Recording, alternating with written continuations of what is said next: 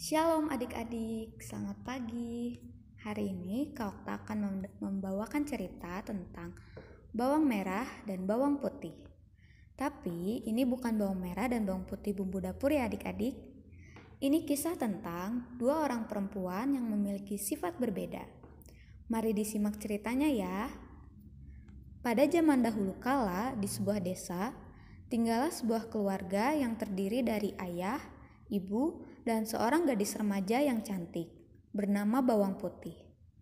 Mereka adalah keluarga yang bahagia. Meski ayah Bawang Putih hanya pedagang biasa, namun mereka hidup rukun dan damai. Namun, suatu hari, ibu Bawang Putih sakit keras, dan akhirnya meninggal dunia. Bawang Putih dan ayahnya sangat berduka.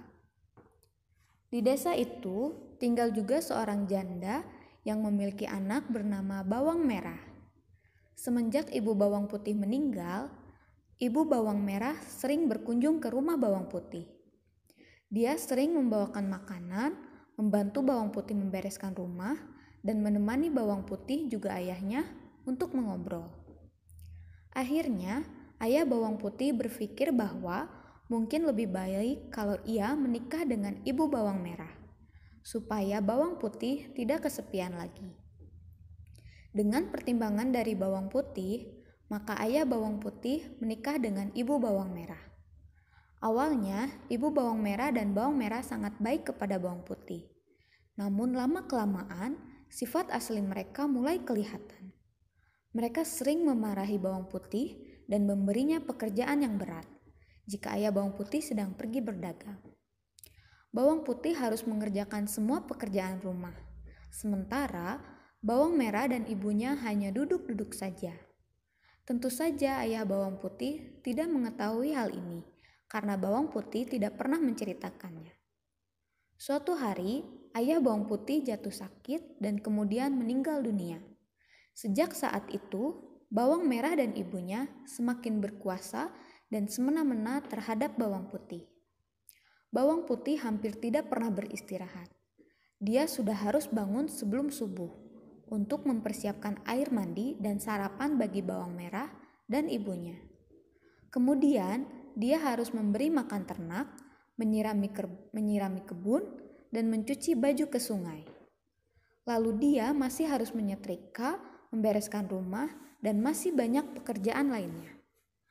Namun Bawang Putih selalu melakukan pekerjaannya dengan gembira, karena dia berharap suatu saat nanti ibu tirinya ini akan mencintainya seperti anak kandungnya sendiri. Di suatu pagi, seperti biasanya, Bawang Putih membawa bakul berisi pakaian yang akan dicucinya di sungai. Dengan bernyanyi kecil, dia menyusuri jalan setapak di pinggir hutan kecil yang biasa dia laluinya. Hari itu cuaca sangat cerah. Bawang Putih segera mencuci semua pakaian kotor yang dibawanya.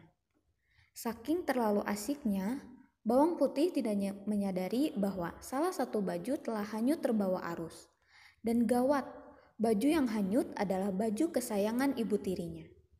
Ketika menyadari hal itu, Bawang Putih mencoba menyusuri sungai untuk mencarinya. Namun tidak berhasil menemukannya. Dengan putus asa, dia kembali ke rumah dan menceritakannya kepada ibunya. Ibunya sangat marah dan menyuruh Bawang Putih untuk mencari baju itu sampai ketemu. Dan Bawang Putih diancam tidak boleh pulang sebelum baju kesayangan ibunya itu ditemukan. Bawang Putih pun menurut. Ia segera menyusuri sungai tempatnya mencuci tadi. Hari mulai siang, namun Bawang Putih belum juga menemukan baju ibunya.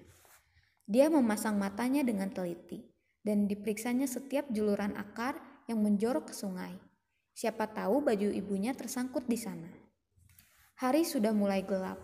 Bawang Putih sudah mulai putus asa. Dari kejauhan tampak cahaya lampu yang berasal dari sebuah gubuk di tepi sungai. Bawang Putih segera menghampiri rumah itu dan mengetuknya. Seorang nenek membukakan pintu. Bawang Putih memperkenalkan dirinya dan memberitahukan tentang baju ibunya yang hanyut.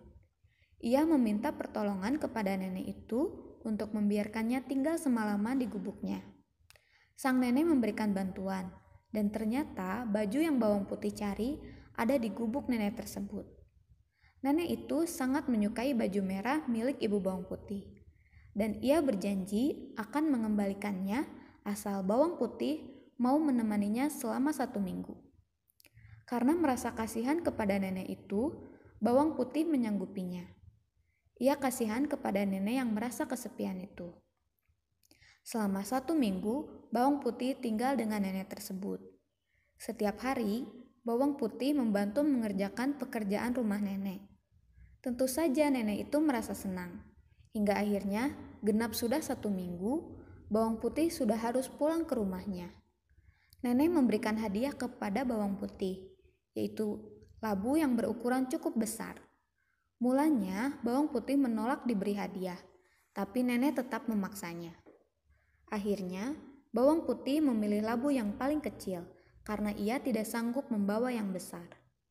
Sesampainya di rumah, bawang putih menyerahkan baju merah milik ibu tirinya, sementara dia pergi ke dapur untuk membelah labu kuningnya. Alangkah terkejutnya bawang putih ketika labu itu terbelah. Di dalamnya ternyata berisi emas permata yang sangat banyak. Dia berteriak saking gembiranya dan memberitahukan hal ajaib ini ke ibu tirinya dan bawang merah. Dengan serakah, mereka langsung merebut emas dan permata tersebut.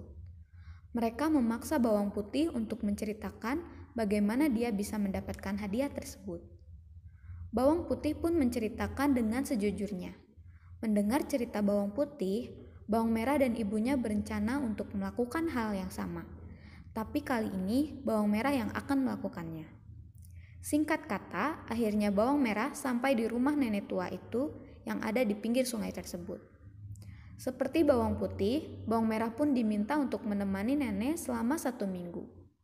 Tidak seperti bawang putih yang rajin, selama 1 minggu itu bawang merah hanya bermalas-malasan.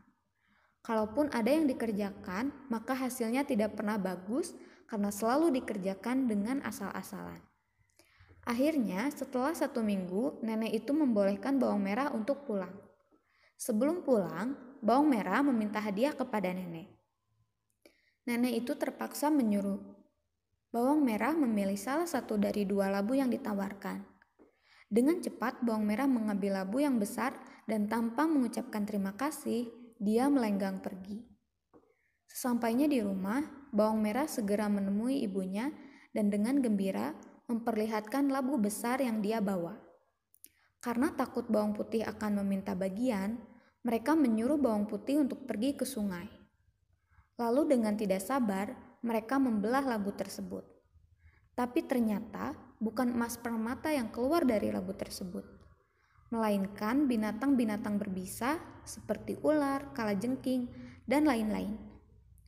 Binatang-binatang itu langsung menyerang bawang merah dan ibunya hingga meninggal. Itulah balasan bagi orang yang serakah. Nah, itu tadi adik-adik cerita tentang bawang merah dan bawang putih.